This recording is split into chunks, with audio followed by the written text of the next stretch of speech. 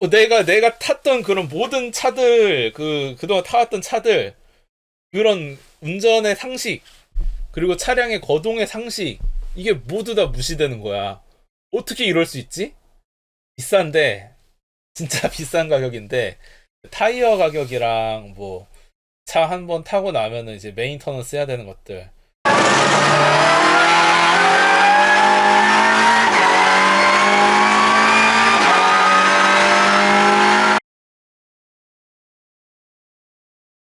이게 좀 많은 분들이 굉장히 뭐랄까 신기하게 생각하셨다라는 게 맞을 것 같아요. 왜냐면은 나도 신기했으니까 글로벌 프로 레이스 그 세계에 제가 참여를 할 수 있었다는 게 저도 신기한데 저도 그런 차를 탈 수 있을 거라고 생각을 못 했습니다. 국산차를 튜닝해서 하는 그런 게 아니라 진짜로 제조사에서 레이스만을 위해서 만들어낸 차기 때문에 가격도 가격이고 그리고 뭐 비용도 비용이고 그리고 거기에 참가할 수 있는 그런 기본 자격들 그런 자격들도 좀 있기 때문에 그런 거 뭐 하나 쉬운 게 없기 때문에 이런 기회가 올 줄 몰랐고 저도 타면서도 신기했고 타고 나서도 신기하고 그리고 아직까지도 TCR을 탔을 때 그 느낌이 손과 발과 눈과 귀에서 잊혀지지가 않고 있습니다. 네. N차량 싹터리 서민의 TCR이라고 하는데 아닙니다. 비교할 수가 없습니다. 그냥 양산 싹털차랑 TCR은 정말 비교할 수가 없고 제가 그 이야기는 좀 이따가 저도 타보기 전까지는 그냥 그렇게 생각을 했어요. 일반적인 수준에서도 TCR 같은 차를 튜닝으로 만들어낼 수 있지 않을까 그런 느낌을 그랬는데 타보고 나니까 전혀 아니라고. 자, 그래서 일단은 왜 타게 됐는지부터 좀 말씀을 드려야 될 것 같아요. 네. 이게 갑자기 연락이 왔어요. 경기가 이제 금토일 일정이었거든요. 근데 경기 전주 금요일 날에 연락이 온 거죠. 네, 갑자기 시트가 비었답니다. 네, 갑자기 시트가 비어가지고 탈 드라이버가 없대요. 일본 쪽에서 진행하는 TCR 재팬 경기니까 일본 쪽에서도 이제 구하고 있었는데 저희 팀 구준학 선수님 있으시잖아요. 구준학 형님이 제가 탄 TCR 아우디 마스팀의 감독이자 이제 드라이버였던 가토상이랑 이제 친분이 좀 있으셨어요. 그래서 그 가토상이 이제 준학 형님한테 연락을 했고 준학 형님이 그러면 한국에서도 한번 드라이버를 찾아보겠다고 하다가 마침 제가 생각이 나셨대요. 국제 경기 나가려면은 국제 라이센스가 있어야 되고 이 국제 라이센스 자체가 빠른 시일 내에 발급하기가 좀 어려운 그런 라이센스이기 때문에 국제 라이센스를 마침 제가 니를 갔다 오느라고 취득을 한 상태였잖아요. 그래가지고 제가 생각나가지고 저한테 연락이 왔습니다. 저는 이제 TCR이라는 것 자체를 생각도 안 하고 있었다가 갑자기 TCR을 타볼 기회가 생겼으니까. 근데 이게 딱 일주일 전에 저한테 연락이 왔잖아요. 근데 문제가 뭐냐면은 그 전주에 제가 니르를 갔다 온 상태였어요. 그래가지고 니르 라이센스를 취득하는 데만 거의 1,000만 원 이상 돈이 들어갔고 작년에 쓸 수 있는 제 가용 가능한 모든 자금이 다 끝났어요. 내 통장에 돈 한 푼이 안 남아 있는 거야. 말도 안 되는 금액으로 PCR을 경기를 나갈 수 있게 제의가 온 거는 맞아요. 다시는 돌아오지 않을 그런 가격. 그 가격으로 제의가 왔었는데 저도 이거는 타야 되겠다라고 생각을 했지만 진짜 돈이 없었던 거지. 제가 사실 니르를 나가기로 결심했던 거는 그 가장 큰 이유 중 하나가 뭐냐면은 니르 경기 같은 경우는 레이스 보험이 됩니다. 네. 레이스 전용 보험이 있어가지고 물론 자기 부담금이 적지는 않은데 인생을 말아먹을 금액이 나오지가 않아요. 네. 그래서 어떻게든 일반적인 사람이 네, 허리띠 졸라매면 구할 수 있는 돈 정도로 위로에서는 전손이 나도 해결할 수가 있는데 그 제가 TCR 제의를 받고 물어봤죠. TCR은 레이스 보험 되나요? 라고 물어봤는데 레이스 보험이 안 된대.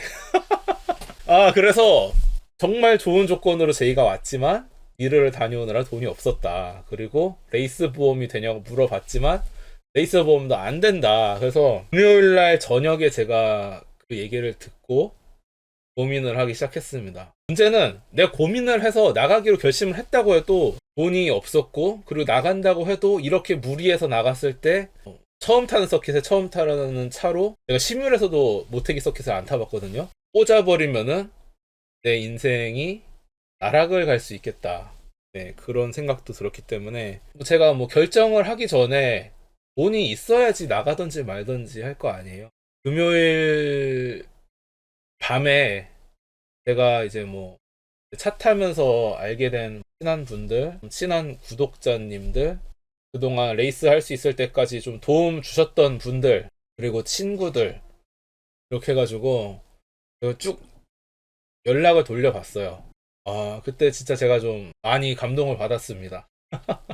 제가 좀 인생을 헛살지는 않았구나라는 생각이 들 정도로 다들 제가 그동안 노력을 해온 거에 대해서 많이들 인정을 해주시면서 정말 이런 일생일대 기회, 이렇게 좋은 기회는 놓치면 안 된다 해가지고 돈을 모아주셨어요. 네. 정말 제가 가용자금이 한 푼도 없었는데 PCR을 살 수 있는 자금이 딱 모이게 됐고, 하루 안에 해결이 돼가지고 PCR에 참가하겠다라고 연락을 했죠. 정말 다시 한번 감사를 드려야겠어요. 네. 다녀오면서도 제가 한 분 한 분 연락을 이제 드리긴 했는데, 정말 도움 주신 분들, 스폰서분들, 구독자님들, 지인들, 친구들, 정말 너무나 감사하고, 레이스는 혼자 할 수 있는 그런 게 아니다.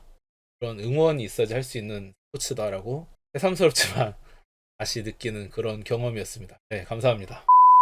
그렇게 해가지고 이제 일본으로 떠났죠. 네, 일주일이 안 남은 상태에서, 그리고 제가 시뮬을 탈 수 있는 시간이 딱 3일, 경기 전에 딱 3일 남았었어요. 그래서 아이레이싱에 모태기도 있고 아이레이싱에 아우디 RS3 TCR도 있어요. 그래서 그 3일 동안 잠을 줄여가면서 탔습니다. 제가 모태기 서킷 자체도 이번에 참가하면서 시뮬에서도 조차 처음 타는 거였기 때문에 진짜 그 3일 동안 어떻게든 이제 길 외우고, 네, 어떻게든 이제 아이레이싱에 있는 RS3 TCR이랑 익숙해지려고 노력을 했죠. 근데 길은 금방 외웠어요. 네. 어떻게 이 모태기를 공략해야 되겠다라는 그런 방법론에 대해서는 익혔는데, 처음 딱 TCR에 앉고 출발을 하면서 바로 느꼈죠. 아, 이거 아이레이싱이랑 전혀 다른 차구나.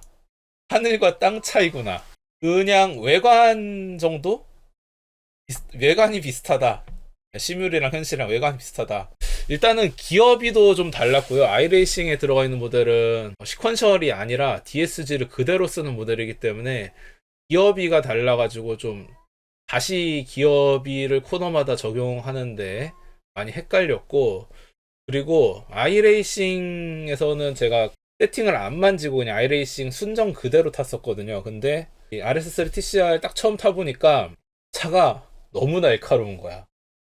제가 그동안 제 미아타 세팅을 하면서 이 차는 어지간한 사람이 타면은 꽂을 거다라고 제가 얘기를 했었는데, 그런 제 미아타가 그 TCR 앞에서는 날카로운 차가 아니더라고요. 정말 외줄 타는 느낌이었어요. 매 순간순간마다 한 코너 한 코너 외줄 타고, 조금 삐끗하면은 그냥 스핀, 아니면 그냥 휠라. ABS 없는 차는 타봤었는데 하이드로백까지 없는 레이스카는 또 처음 타는 거여가지고, 제가 온몸에 힘을 실어야지 브레이크가 제동되는 느낌이었거든요. 그 브레이크 압력 게이지가 있어요. 그게 90바 이상을 써야 된다는데, 90바 이상을 쓰려면은 힘을 실어서 누를 때 제 몸이 이렇게 들려야 돼. 제 엉덩이 이렇게 들려야 돼. 레그 프레스 하는 느낌으로 브레이크를 밟아야 하는데 ABS도 없잖아요. 그만큼 힘을 실어야 하지만 거기서 조절성을 찾아야 된다. 처음에는 제가 있는 힘을 줘서 밟는다고 생각했는데 나중에 데이터 로고를 보니까 90바가 아니라 한 60바 정도까지밖에 못 쓰고 있는 거예요. 그래서 그때 최정원 대표님이 저한테 좀 많이 조언을 주셨는데, 생각하는 것보다 더 꽉 밟아야 된다 라고 해가지고 또 그 말을 듣고 이제 그거에 또 매몰이 돼버린 거지. 그래서 제대로 브레이킹을 해야 된다, 어떻게든 힘을 실어야 된다 하고 또 그 생각만 하다 보니까 이제는 90바까지는 채워지는데 휠락이 걸려버리는 거예요. 그래서 와, 그때 멘붕이 심했죠. 현대차 하이드로백 풀브레이크 기준이랑 몇 배? 몇 배? 10배 이상? 20배? 20배? 10배, 10배 이상은 되는 것 같아요. 진짜, 예. 그런 하이드로백 있는 차의 풀브레이크랑은 완전 다릅니다. 네. 헬스장 가면 레그 프레스 하는 머신 있잖아요. 거기에 100kg 이상 얹어놓고 한다. 그런 느낌이라고 보시면 될 것 같습니다. 그거를 왼발 하나로 해야 된다. 제 몸무게가 90kg인데 제 몸이 다 뜨니까 브레이킹 할 때마다 정말 브레이킹에 애를 많이 먹었습니다. 그것 때문에 타이어도 그때 딱 준비되어 있는 새 뉴 타이어가 8본이었는데 제가 그 중에 4개를 깍두기로 만들어 버렸어요. 이 상황이 말로 얘기하니까 뭔가 좀 시간이 있고 여유가 있을 것 같지만 영상 보신 분들 아시겠지만 제가 연습한 시간이 한 3, 40분밖에 안 돼요. 네. 금요일날 원래 1시간 정도까지는 주어졌어야 되는데 레드 플래그가 2번 떠버리면서 진짜 한 절반 1시간도 모자른데 그거의 절반인 30분밖에 그 와중에서 어떻게든 적응을 해야 된다고 이제 똥꼬쇼를 하다가 필락에 계속 걸리면서 타이어를 깎아 먹고 그렇게 해서 퀄리파잉에 들어갔죠. 그 다음날 퀄리파잉이 아침 9시부터 시작됐는데 그때 온도가 거의 한 0도에서 2도 사이. 진짜 말도 못하게 추웠습니다. 근데 이게 슬릭 타이어잖아요.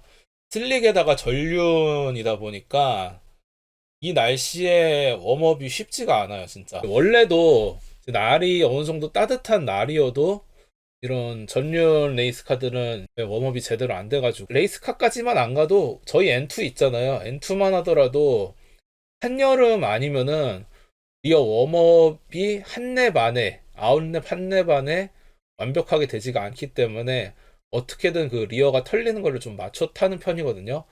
근데 더 말도 안 되게 날카로운 외줄타기 같은 세팅이 돼 있는 차에다가 리어 웜업은 하나도 안 되지. 그러니까 코너 들어갈 때 스티어링 그냥 돌리면은 스핀이야. 마른 노면임에도 불구하고 제가 빗길 타는 방식으로 탔어요. 브레이크를 핸들 정렬해서 끝내놓고 이게 스티어링 돌리면서 악셀을 밟으면서 나가주는 거의 그 정도로 해야지 이게 리어가 스핀 안 할 정도로 실룩실룩실룩 하면서 따라와 주더라고요. 그런 다음에 그렇게 해도 리어 웜업이 안 되니까 돌고 난 다음에 앞 뒤를 교체합니다. 네.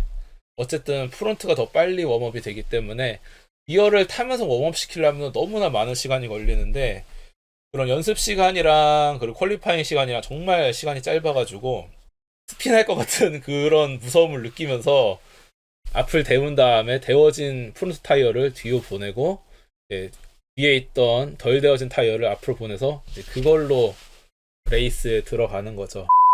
전날 이제 짧은 연습이었지만 그래도 마지막 랩 때 약간의 좀 느낌을 받았어요. 그리고 그날 밤에 이제 데이터 로그 보면서 가토상이랑 최정원 대표님한테 좀 이렇게 코칭을 받았고 퀄리파잉 때 내가 좀 그래도 랩을 내줘야겠다고 생각해가지고 호기롭게 들어갔다가 시원하게 휠락을 걸리면서 퀄리파잉 때 뉴타이어를 깍두기를 만들고 그리고 버지가 자갈밭이에요. 거기가 자갈밭인데 인제 자갈밭도 들어가면은 좀 나오기 힘든데 와 거기 자갈밭은 그냥 사람이 발로 밟아도 푹푹 들어갈 정도로 그 자갈 크기를 딱 그렇게 맞게 깔아놨더라고요. 그래서 도저히 차가 자력으로 나올 수 없는 상태였고 자갈밭에서 이제 군안차에 견인돼서 나오거나 보니까 랩을 제대로 못 찍고 그냥 퀄리파잉도 끝나가지고 굉장히 침울해 있었습니다. 이게 연습이 워낙 부족하다 보니까 이제 퀄리파잉 자체도 제가 연습으로 써야겠다라고 생각을 했는데 퀄리파잉 저도 날아갔으니까 그나마 다행인 거는 그날 이제 더블 라운드였어요. 그래서 오전에 한 경기하고 오후에 한 경기하고 이렇게 배치가 돼 있었는데 오전 경기마저 나는 그냥 연습이라고 생각하고 타야겠다라고 했던 거죠. 그 오전 첫 경기 때 긴장을 굉장히 많이 했습니다. 그리고 다른 차들을 앞에 두고 달리니까 내가 이 차를 브레이크를 제대로 할 수 없는데 앞에 차가 있다고 생각하니까 그거 자체에 너무 신경이 쓰이더라고요. 그래서 거기에 완전 신경을 또 몰두하다 보니까 또 실수하고 또 휠락 걸리고 그런 상태였다가 그 경기가 끝날 때쯤에 진짜 타이어가 너덜너덜해져가지고 막 더더더더더더더더덕 이 정도로 진동이 올라올 정도로 타이어가 맛이 갔다고 느낌을 받았고 그때 좀 고민을 했어요. 아 이거를 경기를 포기하고 들어가야 되나 아니면은 이제 완주를 한다고 이제 무리하다가 타이어 터지면은 또 차에 데미지 갈 수도 있는데 그걸 완주를 해야 되나 고민하는 상태였는데 마침 또 세이프티카가 떠가지고 SC 상황이라서 다행히 페이스를 줄이고 첫 경기를 완주할 수 있었죠. 그래서 나중에 딱 들어와가지고 첫 경기 끝나고 앞 타이어 떼보니까 진짜 터지기 일보 직전이더라고요.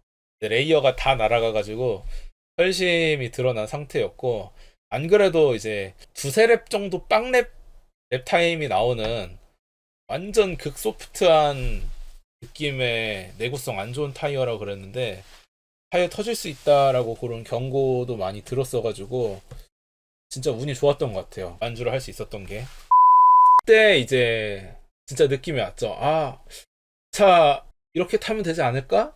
이제 두 번째 경기 시작하기 전 사이에 다시 이제 가토상이랑 그리고 최정원 대표님 붙잡고 제가 궁금했던 거 물어보고 그 상황에서 어떻게 내가 조작을 해야 되나에 대해서 물어보고 내가 생각했던 거랑 이제 그분들이 말씀해 주시는 것들이랑 어느 정도 이제 매칭이 되더라고요. 제가 ABS 그리고 하이드로백 없는 레이스카를 처음 타잖아요. 이 조작법 자체가 제동하는 조작법 자체가 양산차랑 완전 달랐습니다. 그래서 우리가 이제 보통 코너에 트레일 브레이킹을 쓰면서 들어간다고 하면은 직선에서 그냥 브레이크를 꾹 누르고 있잖아요. 꾹 누르고 있다가 스티어링 돌리면서 코너에 들어가면서 그때부터 브레이크를 떼기 시작하는데 레이스카는 그렇게 타면 안 되더라고. 레이스카는 ABS가 없잖아요. 그러니까 코너에 진입하면은 그냥 바로 휠락이에요. 헤어핀을 들어간다고 생각해봐요. 150km일 때는 운동 에너지가 많죠. 이 차에 관성이 있으니까 제동을 내가 아무리 강하게 해도 휠락이 안 걸리는데 차가 점점 속도가 줄면은 운동 에너지를 잃잖아요. 그러니까 똑같은 제동량을 주면은 휠이 잠겨요. 그래서 직선임에도 불구하고 풀 브레이킹 때렸다가 브레이크를 점점 속도에 맞춰서 떼줘야 되는 거예요. 스티어링을 돌리기 시작하는 지점에서는 거의 브레이크를 한 20% 정도 남겨놓고 20%에서 스티어링 돌리면서 0까지 트레일 브레이킹을 써줘야 했던 거였죠. 이거를 내가 온몸에 힘을 실은 상태에서 코너 들어가기 전까지 점점 브레이크를 뗐다가 마지막 부분에서 정말 얇은 부분에서 트레일을 써야 된다는 게 정말 말처럼 쉽지가 않습니다. ABS처럼 빠르게 나눠서 밟는 거요. 하이드로백이 없잖아요. 안 돼요. 떼는 건 되는데 다시 밟는 게 안 돼요. 그런 거를 제가 마지막 경기 때 제대로 적용해서 탈 수 있냐 없냐가 그 제 목표였어요. 그래서 이게 어느 정도 차를 한 개 영역에 가져갈 수 있냐 그게 목표였고 제가 그게 한 개 영역이라고 생각했던 기준이 뭐냐면은 여름 기준 랩타임 여름 기준으로 다른 선수들이 한 2분 4초가 나왔거든요. 그래서 동계 때는 한 2초에서 3초씩 빨라지니까 여름 기준 랩타임을 내가 내보는 게 맞겠다라고 생각을 했는데 두 번째 경기를 진행하면서 중후반부에 2분 4초가 나왔고 그 정도 페이스를 이제 계속 이어갈 수 있게 되면서 아 왔어 내가 드디어 이 차를 다룰 수 있어 하면서 행복해하는 사이에 경기가 마무리가 되었죠. 그때 성취감이 진짜 좋았어요. 네. 제가 차 타면서 성취감을 가장 많이 느꼈던 게 86으로 이제 처음 서킷 하면서 처음 2분 언더 냈을 때 제가 그때 제 운전하면서 가장 큰 성취감이라고 생각을 했었는데 다른 때보다 포디움 갔을 때보다 그때 느꼈던 제 성취감이 더 컸었거든요. 근데 거의 그 정도의 희열을 그때 느꼈던 것 같아요. 그냥 내가 이런 정말 글로벌 프로 레이스 진짜 레이스카를 타는 이 무대에서 내가 이 차를 한계 영역대 그래도 들어가 봤다라는 것 자체가 너무 큰 성취감으로 다가오더라고. 어느 때 딱 느꼈냐면 그거를 코너에 들어가는데 진입을 하는데 기어가 살짝 흘러요. 살짝 흐르니까 고양가가 살짝 풀고 차를 안정화시키려고 이제 악셀을 밟아 나가는데 차가 이제 쓱쓱쓱쓱쓱 이렇게 돌 거 아니에요. 이렇게 진입 때 이렇게 쓱쓱쓱쓱 돌기 시작했는데 내가 풀악셀을 밟을 때까지도 풀악셀을 밟고 있는 와중에도 차가 계속 도는 거야. 어떻게 이게 전륜차인데 이런 게 가능하지? 근데 이게 흔히 제가 그 아반떼 N 탔을 때 그냥 리어가 잘 흐른다. 그리고 최정원님이 3100 탔을 때 리어가 잘 흐른다. 이게 얘네들은 한 번 흐르고 그냥 이제 떠밀려가는 게 유지되는 거지. 이게 요잉이 만들어지면서 빠르게 진입 모션을 탈출 때까지 계속 가져가면서 각을 만들어주는 느낌은 아니란 말이죠. 근데 얘는 전륜인데 진입대 요잉이 생기면은 내가 풀악셀을 밟고 있는 와중에도 차가 계속 돌고 있어. 내가 탔던 그런 모든 차들, 그동안 타왔던 차들, 그런 운전의 상식, 그리고 차량의 거동의 상식, 이게 모두 다 무시되는 거야. 어떻게 이럴 수 있지? 어떻게 전륜차인데 이럴 수 있지? 그러니까, 와, 그때 제가, 아, 이렇게 타는 거구나 느끼면서 정말 전율을 느꼈고, 그게 되니까 제가 목표로 했던 랩타임에 들어가지더라고요. 이게 외줄 타기라고 했지만 그 외줄 타는 영역에 이제 들어가 보고 나니까 아 이게 뽀록으로 이런 모션이 나오는 애가 아니라 얘를 이제 정확하게 이 차를 컨트롤할 수 있는 커맨드가 있는 거예요. 그 커맨드가 입력되기 시작하니까 와 정말 말도 안 되는 지금 처음에는 이 차를 어떻게 다루지? 너무 무서운데 스핀할 것 같은데 실제로도 스핀을 했고 와 이거 너무 어려운데 이 생각만 들다가 그 내가 이 차의 커맨드를 알고 나니까 그때부터 정말 너무 재밌어지는 거야. 아 이게 레이스카구나. 이래서 이 차가 2억이 넘는구나. 그때 느꼈었다. 아까 저기 N 싹털이 가난한 자의 TCR이라고 하셨잖아요. 근데 그게 제가 말이 안 된다고 했는데 진짜 다릅니다. 저도 처음에는 타보기 전까지는 어찌됐든 샤시도 양산차 샤시 그대로 쓰고 엔진도 양산차 엔진 그대로 쓰고 거기에 이제 뭐 시퀀셜 들어가고 뭐 출력 좀 올리고 그런 차 아니야 라고 생각을 했어요. 그러니까 일반적으로 우리가 차를 일반 차 사가지고 싹털하고 빡세게 튜닝하면은 TCR 같은 느낌을 낼 수 있는 거 아니야 라고 생각을 했는데 튜닝으로 따라갈 수 있는 영역이 아니라고 생각하라고요. 일단은 뭐 차체 뭐 서브 프레임부터 시작해가지고 그런 암대류 하나하나마저도 레이스를 위한 그런 지오메트리 구성이 돼 있기 때문에 이런 모션이 나올 수 있는 거고 흔히들 우리 이제 일반차 세팅할 때 리어 토인 토아웃을 많이들 건드리는데 보통 양산차들 같은 경우에는 리어의 하중이 눌리면은 토인이 됩니다. 예.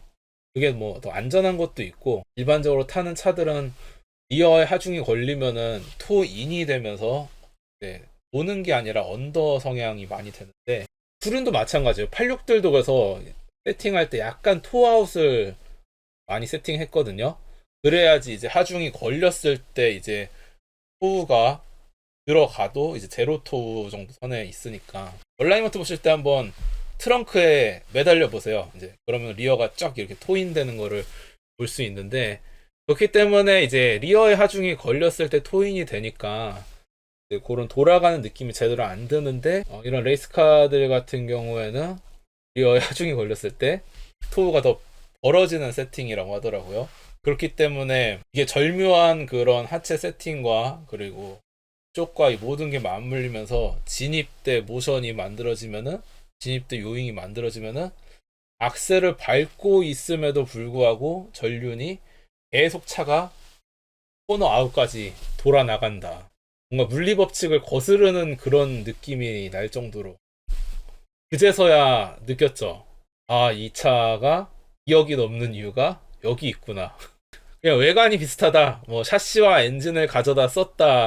이게 아니라 진짜 2억이 넘는 가치. 네, 양산으로 팔리는 차보다 3배 이상을 받는 이유를 그제서야 알았던 것. 그런 날카로운 분, 선회력, 그런 세팅, 그리고 일관성. 내가 이제 터득한 그 커맨드를 입력하면은 위험한 게 아니라 어떻게 타야 된다. 방법론이 딱 만들어지면서 일관적으로 모션이 나와요. 아, 그래요. 네. 레이서들이 왜 운동하는지 저도 뼈저리게 느꼈어요, 이번에. 두 경기 타고 나오니까 왼발이 진짜 후들후들 떨리더라고요, 왼발이.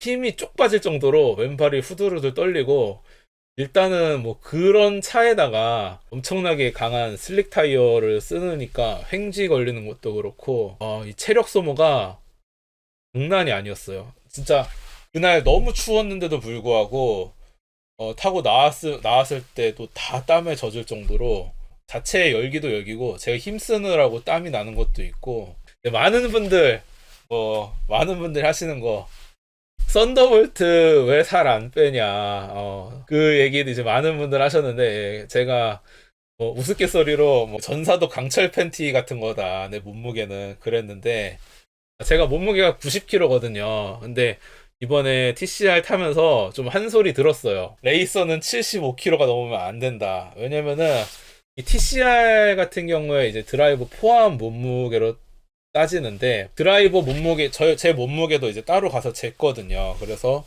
차량 무게랑 제 몸무게랑 합산해가지고 1280kg 맞추는데 문제가 뭐냐면은 장구류랑 뭐 슈트랑 헬멧이랑 뭐 이런 거 다 했을 때 무게가 80kg가 넘으면 안 된대요. 장구류 무게가 한 5kg 정도 되더라고요. 신발, 뭐 네이, 슈트, 한스, 헬멧에서 한 5kg 정도 되는데 그거 빼면은 75kg잖아요. 75kg가 넘어가면은 차에서 더 드러낼 수 있는 게 없대.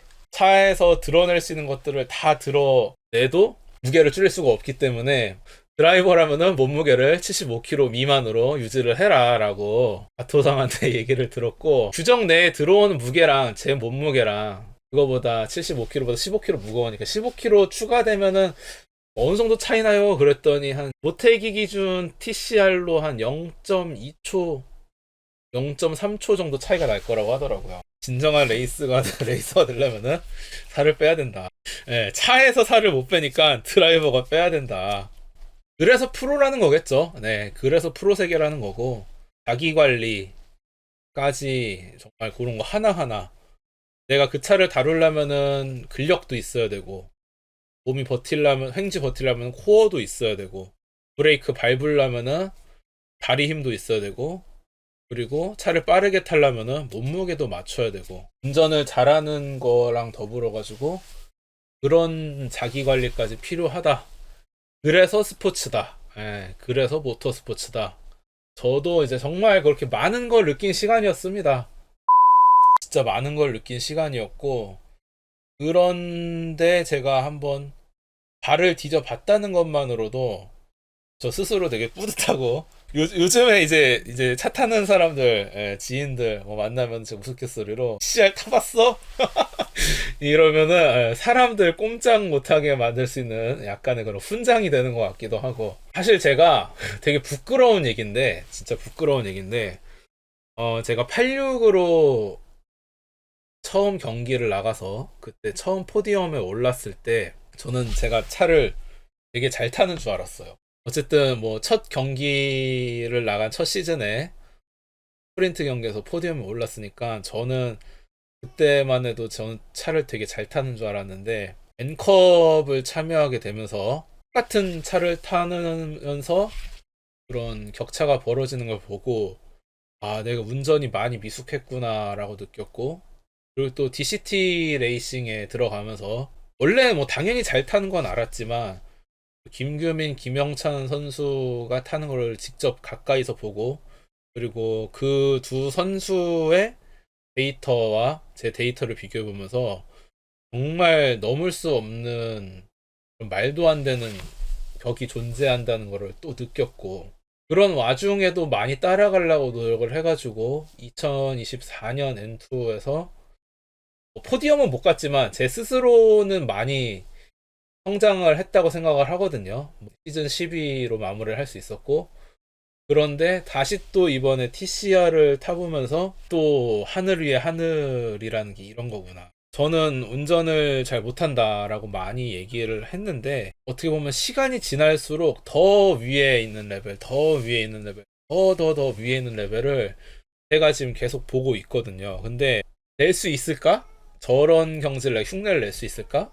들조차도 제가 모르겠을 정도로 점점 더 위에 있는 실력자들과 그 더 위에 있는 클래스들과 그 더 위에 있는 차들, 그런 것들을 봤을 때 한평생 노력해도 근처에라도 가는 게 쉽지 않은 길이다라고 느꼈습니다. 그런 경지가 있다는 거, 우물 안에 개구리를 벗을 수 있었다는 것 자체, 그런 경지를 이제 한번 살펴봤다는 것 자체로도 만족스럽다고 생각을 해요. 예. 내가 랩타임 좀 나왔다. 아니면은 그냥 포디엄 한두 번 가봤다. 뭐 그런 걸로 어깨뽕 하는 것보다 더 위에 있는 목표, 더 위에 있는 클래스, 그런 것들을 보면서 더 노력할 수 있는 것들을 목표를 셀 수 있다는 것 자체가 좋은 거라고 생각을 합니다. 갈 길이 참 머네요. 운전 실력, 그리고 뭐 자기 관리부터 시작해가지고 제일 중요한 거 사실. 그래서 어찌됐건 현장에서 굉장히 좀 칭찬을 받았어요. 네, 그렇게 타고 나니까 처음 탔는데 내기 힘든 랩타임인데 그런 랩타임을 냈고 잘 살려서 돌아왔고, 그리고 가토상, 그리고 최정원 대표님, 그리고 이제 같은 이제 팀에 있던 분들까지도 많이들 등을 두들겨 주셔가지고 으쓱 한번 해줬었고, 그때 이제 내년에 어떡할 거냐, 2025년에 어떡할 거냐 얘기도 현장에서 많이 들었는데, TCR 재팬은 이제 끝났어요. 네, TCR 재팬은 2024년으로 마무리됐고, TCR이 나갈 수 있는 클래스가 이제 슈퍼다이큐에 있는데, 물어봤죠. 그래서 이거 2차로 슈퍼다이큐 타면은 얼마 들어가냐. 슈퍼다이큐는 내구 레이스거든요, 말 그대로. 그래서 일본에서 진행하는 일본 최고의 내구 시리즈고, 4아워에서 6아워 정도, 그러니까 이게 시간이 계속 달라져요, 라운드마다. 그냥 4아워에서 6아워 기준이면은 TCR, RS3 TCR로 타면 4천만 원 정도 들어간다. 비싼데, 진짜 비싼 가격인데, 타이어 가격이랑 뭐 차 한 번 타고 나면은 이제 메인터넌스 해야 되는 것들, 레이스 카드는 가동 시간으로 모든 부품들을 다 체크해가지고 바꾸기 때문에 그런 것들, 컨디션 만드는 금액, 그리고 현장에 오는 이제 미케닉들 수와 납득되는 가격이긴 해요. 슈퍼다이큐 TCR로 나가는데 4천만 원이면 납득되는 가격이긴 하고, 슈퍼다이큐 같은 경우는 드라이버를 여러 명으로 구성을 할 수 있어가지고 그 돈을 이제 뿜빠이 할 수 있으면은 한 번쯤 나가볼 수 있지 않을까, 그런 생각. 언젠가 한번 이제 TCR로 슈퍼다이큐에 도전해볼 만하지 않을까라는 또 하나의 목표를 하나 만들어 뒀고요. 뭐 노력을 할래도 돈이 굉장히 많이 들어가는 스포츠다 보니까, 이거는 뭐 제 수준에서도 그렇고 신우현 선수도 그 말 하더라고. 포뮬러도 마음대로 탈 수 있는 게 아니다 보니까 어떻게 보면은 직접적인 연습을 하는 거는 어떤 스포츠보다 가장 연습량이 없는 스포츠가 모터스포츠일 거라고. 저도 거기에 되게 동감을 하고요. 그나마 이제 시뮬이라는 게 있긴 한데, 또 막상 이제 아이레이싱에서 타보고 실차를 타보니까 이게 같은 차라고 생각하기에는 너무나 많은 괴리감이 있어서 그냥 감각 살리는 정도? 시뮬은? 그 정도? 아니면 아예 그냥 다른 차라고 생각하고 타야 되는? 그래요. 돈만 있으면은 더 타고 싶다. 돈이 없다. 네, 이번에 이제 탈 수 있었던 것도 돈이 없는 가운데서도 주변에서 많이들 도와주셔가지고 기적적으로 탈 수 있었다. TCR 그렇게 타고 왔고 정말로 좋고 귀중한 경험이고 또 새로운 세상을 경험할 수 있는 시간이었습니다. 막상 또 타고 나니까, 타기 전에는 한 번의 체험이지라고 생각을 했는데 타고 나니까 이게 아니면 안 되는 몸이 되어버렸, 이런 느낌이라 가지고 저도 이 몸을 또 베린 게 아닌가. 너무나 감사한 일들 있었고 너무나 감사한 도움들 많이 받았고, 그 덕분인지 목표로 했던 국방 완주, 목표로 했던 랩타임 꿀지도 안 했고, 한계 영역에서도 몰아갔고, 그런 소소한 목표들 달성하고 돌아왔고, 또 새로운 동기부여를 얻고 갑니다. CR 이야기는 여기까지였고요. 앞으로 썰풀 것들 있으면 다양한 이야기들 많이 풀어드릴 테니까 많이 응원해주시고 2025년 새해 복 많이 받으십시오.